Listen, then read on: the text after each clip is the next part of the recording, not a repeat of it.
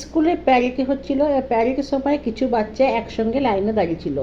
যে সামনে দাঁড়িয়ে আছে সব থেকে আগে, সে মনে মনে ভাবছে যে আমি সব থেকে আগে দাঁড়িয়ে আছি, মানে আমার ভেতরে অনেক যোগ্যতা আছে, আমি নিশ্চয়ই ফার্স্ট হচ্ছি স্কুলে সব বাচ্চা থেকে আমি প্রথমে, ওই জন্য আমাকে প্রথম জায়গাতে দাঁড় করেছে। ও গর্বতে ও মুখ পুরো ফেটে যাচ্ছে।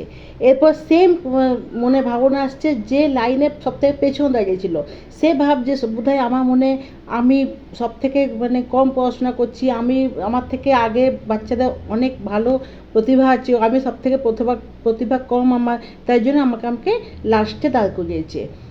এই সময় টিচার হুইসেল দিয়ে বলছে পিছে মুড়।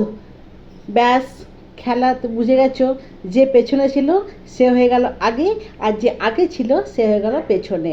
ওই জন্যে কখনো যে সব থেকে আগে আছো কখনোই তোমরা ভাববে না যে আমি আগে, আমার অনেক পয়সা আছে বলে মনে গর্ব দেখো না। আর যে সব থেকে পেছনে সেও নিজেকে কখনো ভেবো না যে আমার কিছুই নেই, আজকে আজকে আমি অনেক গরিব, বা আমি সব থেকে মানে ভেবে এরকম মনে কষ্ট দিও না।